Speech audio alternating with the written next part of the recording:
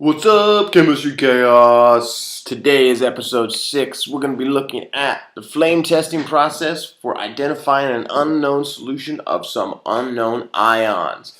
So yeah, today I'm going to show you some examples of what could look like in the lab. So, let's go ahead and see. How exactly do they make fireworks different colors? How do they make them reds, blues, greens, even those crazy little sparkly ones that are just super? Well, simple. They use different metal ions. They use different metal ions, and they do this by heating up their electrons. And, well, this process looks kind of like this. This is example 1. Falling electrons release energy.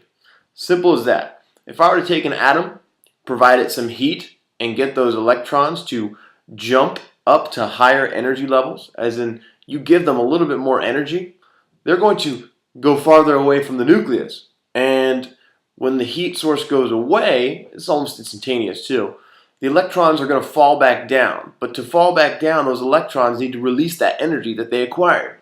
So that's where we get the light. Now, based on how far the electron falls or what type of atom it is, that's the color light you're going to see.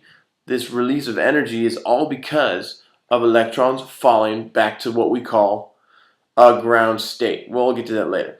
Example 2. Light emitted by some ions. Different ions, like I said before, tend to give off different colors of light based on, well, simply put, their electron configuration that they have.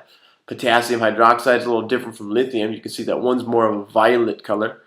And you'll notice we're going to be looking at the metal ions that are in here. Not the hydroxide, not the chloride or carbonates, but the potassium, the lithium, the cobalt, the sodium, the coppers. This is what we'll be identifying in the lab. Alright, example 3. Like I said before, when the electrons are falling back down, they fall to what we call a ground state. The ground state is where the electron spends most of its time when it's not being energized. So you can see some more colors that we see from potassium, barium, sodium, calcium, zinc. We are looking for what they do on their way to that ground state. Alright, tonight's death metal band is Cradle of Filth.